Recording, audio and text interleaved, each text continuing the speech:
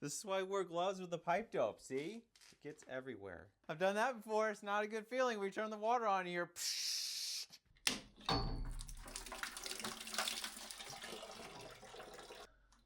Oh, if I was smart.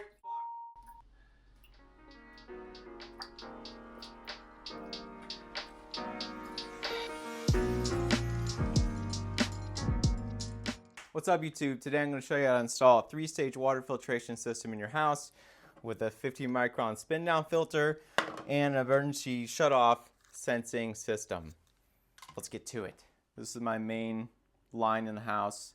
I'm just going to branch off of this, come down, make a bypass, put my filters down here, and then come back up with a couple more shut-off valves. So first thing we need to do is just get a piece of plywood up. So this is the main housing of the 3-stage filter. This is the WGB 32B. I'll leave a link for this in the comments. But there's different size filters, different filters you can get for it. I'll show you those later. But just get a sense of the housing, and then you want to roughly kind of set that on your wood to figure out where it's going to go, so you have enough room for everything. I pre-drilled some holes so then I can just use the bit to kind of mark where it's going to go into the block here. So I'll just put it up here.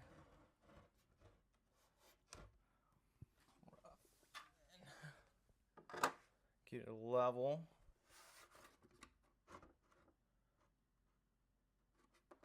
That's pretty good. And then it's helpful if you have, obviously it doesn't have to be this long, but hey, can't hurt, right? So yeah, make sure if you have a hammer drill or a hammer setting, that'll work better.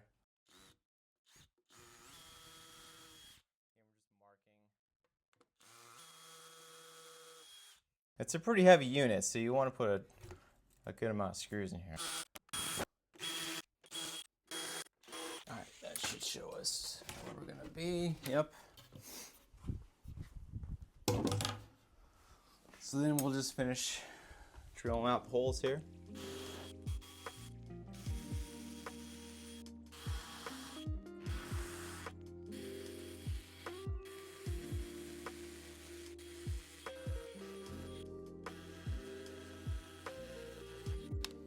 All right, nice. All right, so here are the tap cons I'm using. Calls for a T30 bit. I can only find my T25, so we're just gonna go for it. Start by knocking them in part way here.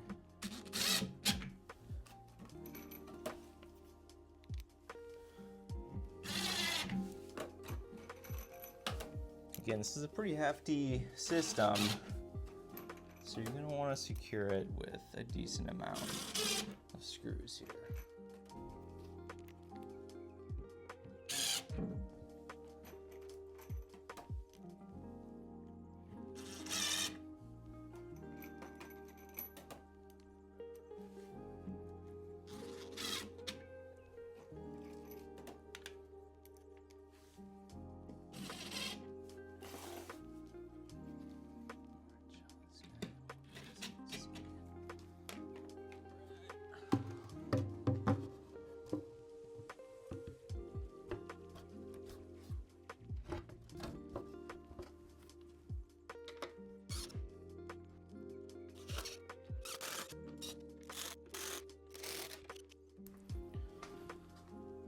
Just do a little fit here.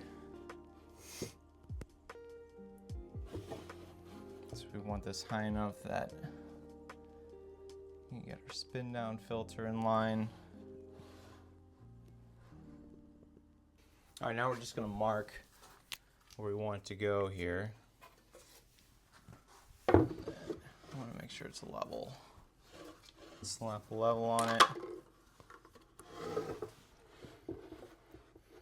So we're going to leave enough room for the spin down filter and then enough room for the pipe to come back.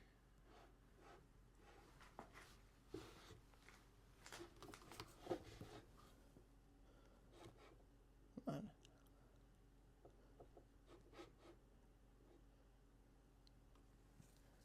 Alright, so only there.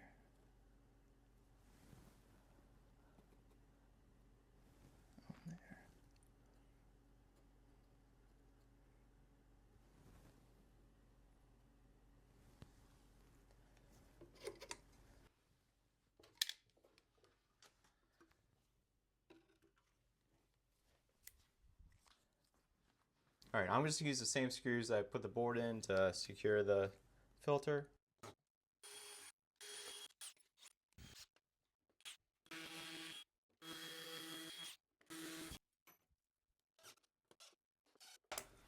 This will just slide on top. That's a little too far.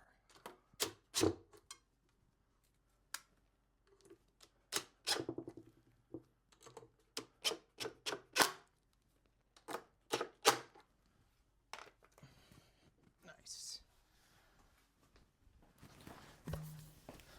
And then obviously make sure that your filter housing is still gonna fit. So you got a little bit of room to take on and off. All right, now for the fittings for the 3-stage filter, you want the male adapter to whatever PEX you're going to. This is 1 inch for me. So it'll be the 1 inch PEX to MIP. And then I like the tape and dope. You can do whatever you want, whatever helps you sleep at night, but this is what I like to do here. Make sure you always put the tape in the direction you're going to be turning it on the fitting.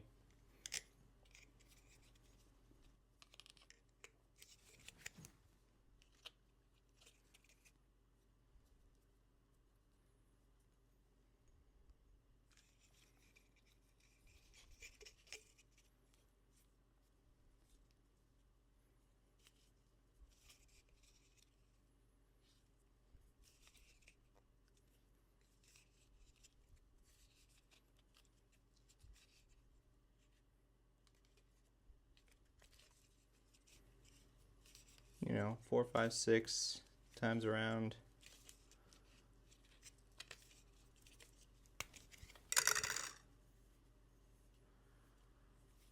And I always put a glove on when I'm doing the dope because this stuff is impossible to get off your hands.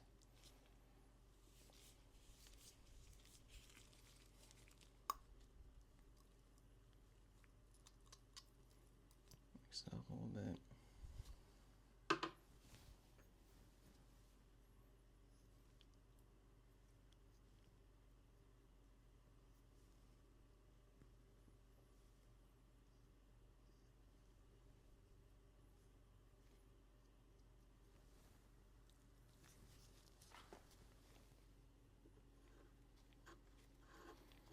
You go backwards a little bit, especially with these plastic threads. You'll feel it lock in and then you can turn it.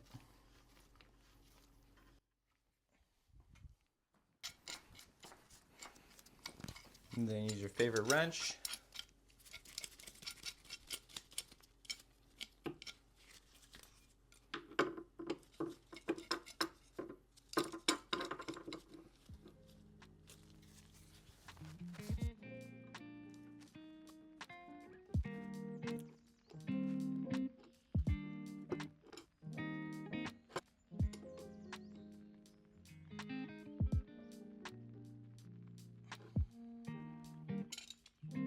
Do the same for the other side.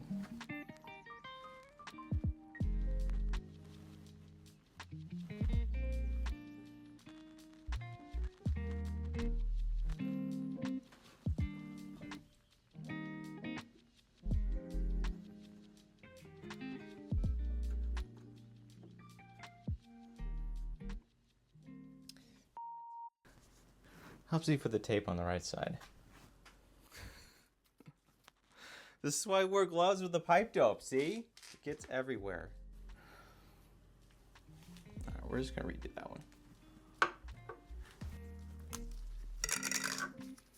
All right, that's the right side. More of this nasty stuff. It works though, for sure.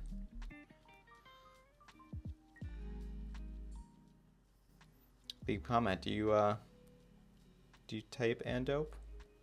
Just dope, just tape? Raw dog it? Wouldn't recommend that.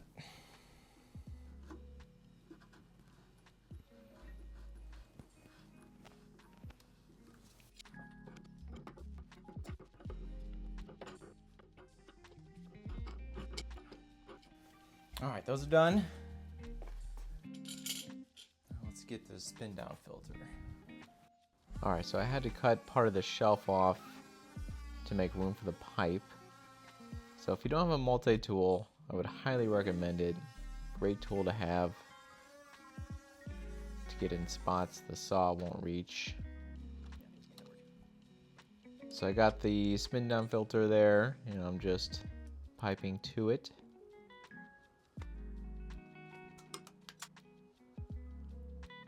And then I did wind up bending those brackets in just a little bit to make it fit easier. Did they ever have one here? Now I'm just piping up on the right side.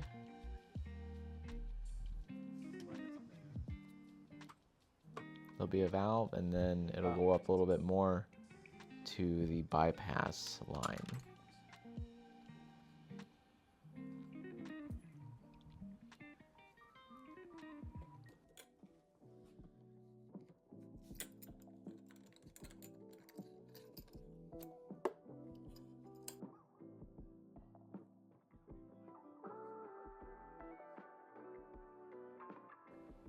Again, this is 1-inch PEX. See, I'm measuring out the bypass line. I'm going to dry fit it all, and then I'll come back and crimp it.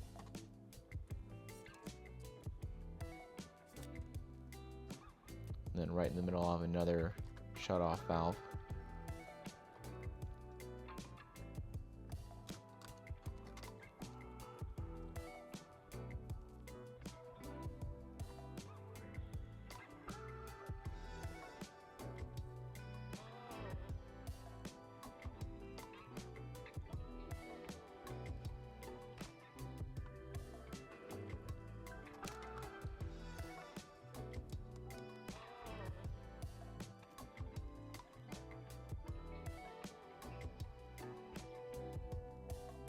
And I'm just putting the fittings, the same 1-inch fittings on the emergency shutoff.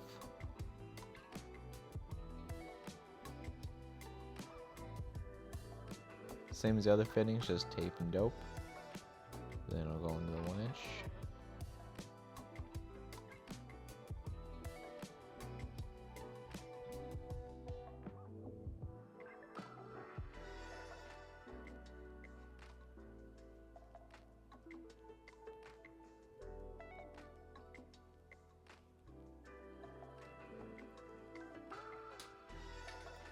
Then on the left side,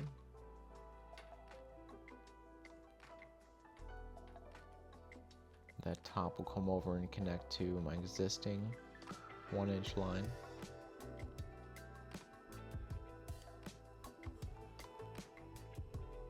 And then after this goes up from the emergency shutoff valve, that's where I'm going to tie in to my existing .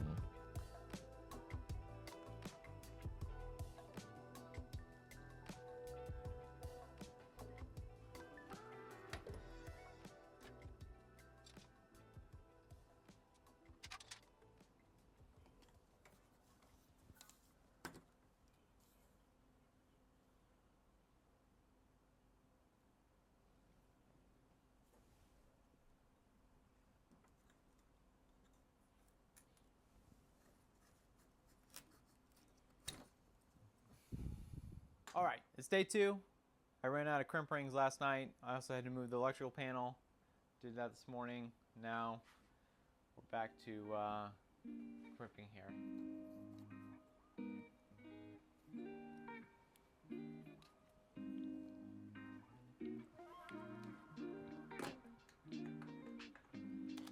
So this controller just goes into a little screw that I put in the joist there.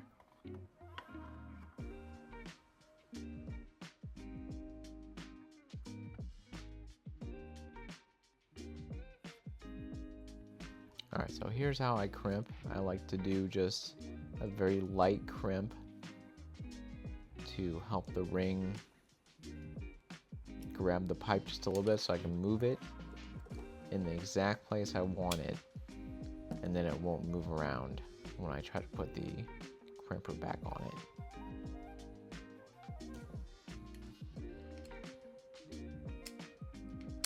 And then this is the eye crimp. Look for a video of me comparing this to another crimping plier. Wasn't a huge fan of this one to start just because of so much pressure it takes. But it is an excellent arm workout, I will say that. So you do your crimp and then check it with the gauge. There's a little line right in the middle there that it needs to go down to, so it's not quite there yet.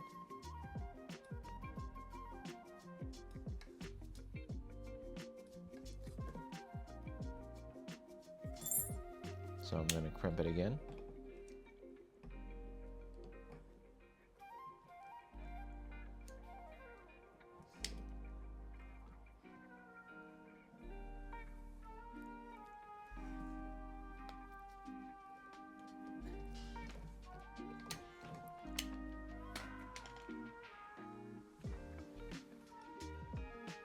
Then you can see the gauge goes all the way down.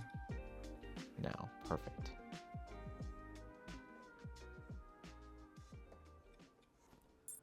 Alright, so I'm just going to repeat that process for all the remaining crimp rings. Kind of a tedious process, but you get in the rhythm. And it goes pretty fast.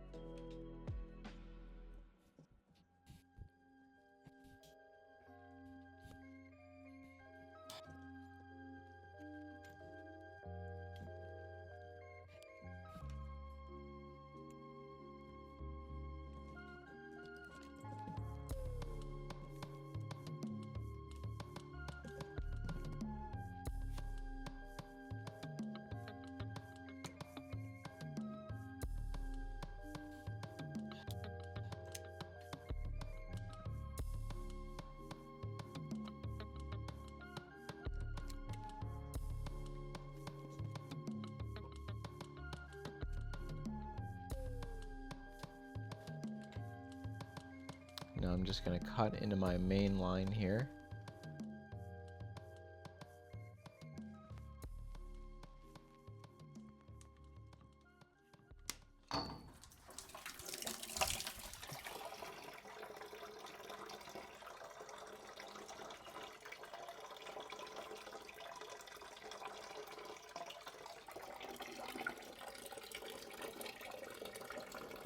One eternity later. So ideally I would have just rotated it. If I was smart. So yeah, so because I didn't leave enough pipe there, I had to cut it and then cut the ring off. There's a special crimp ring removing plier that has different depth settings. So removing the crimp ring and then removing the actual packs, which is harder than you would think. Which, you know what, that's kind of comforting actually, because if it's that hard to take off, it's not going to leak very easily. Just getting that piece on there and then cutting this other 90 that I'm going to reuse.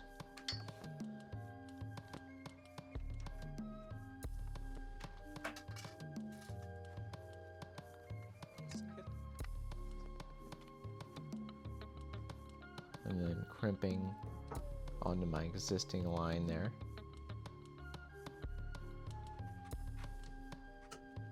You can see how much pressure I have to use on those. Your forearms are going to get jacked.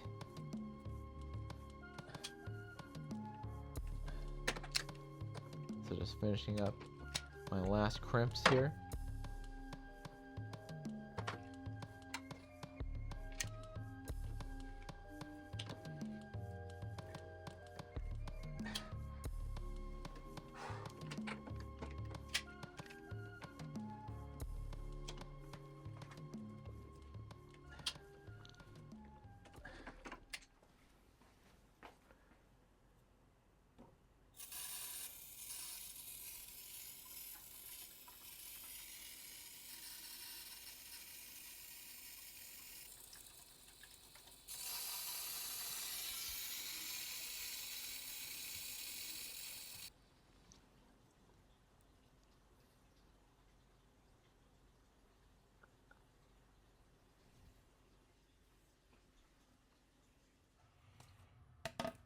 All right, so I got the filters out. These are the 3 filters I got. There are a couple different combinations you can get.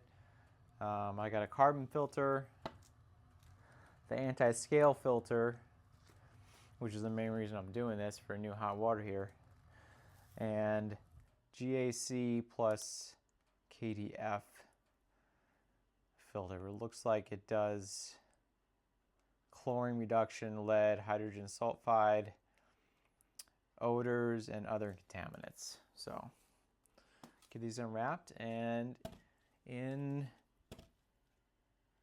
their containers.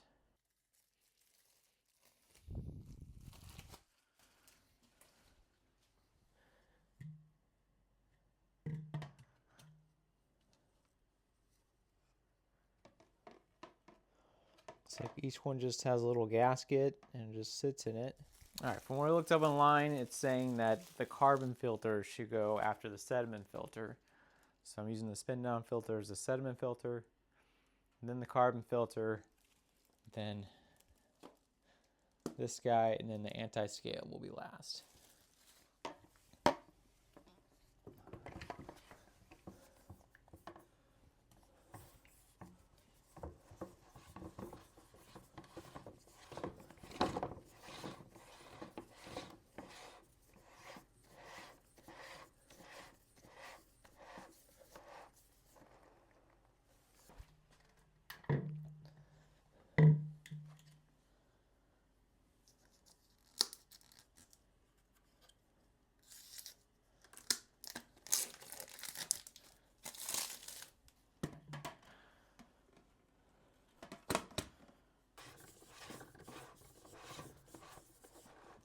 Just doing hand tight now, and then I'll come back with the tool.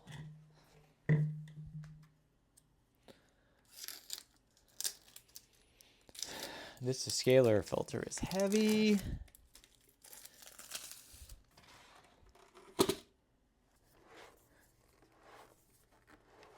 All right, get the tool.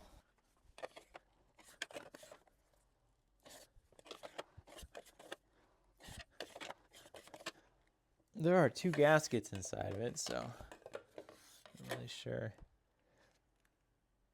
how tight we need to be here. I guess let's see if there's leaks, then tighten it some more.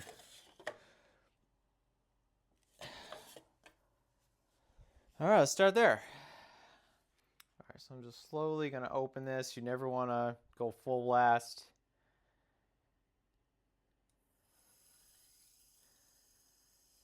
See this spin down filter.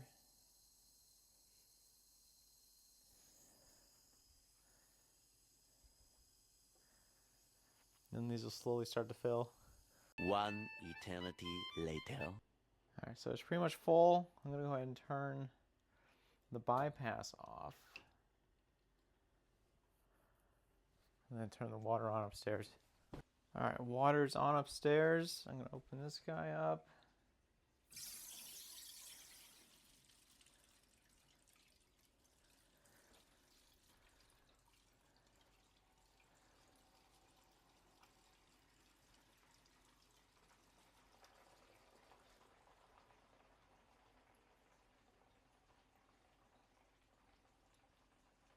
No leaks. Nice.